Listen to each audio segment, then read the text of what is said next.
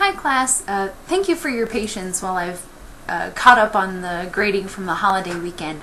I've just finished grading all of the current events assignments that I received over this weekend, and for the most part the class did fairly well.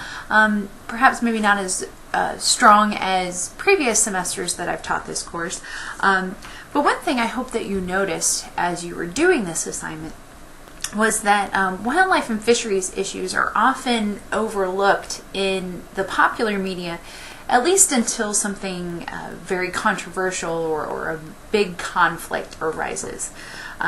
Some of you found some very interesting articles on very contentious issues, some very politically charged kind of issues, some very strong conflicts between different user groups. And so it was very enjoyable to read those articles and to see how you summarize those.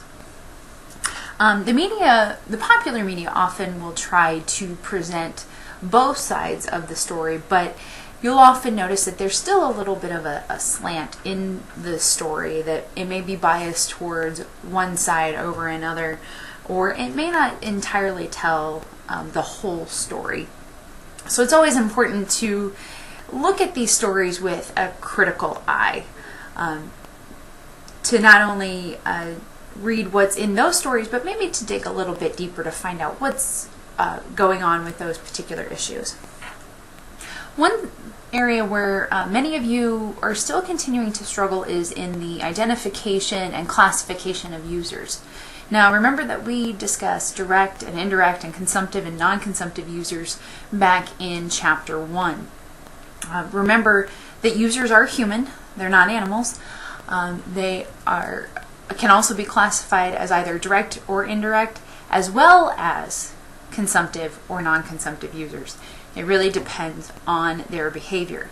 And what we're looking at is how they use the wildlife and fisheries systems.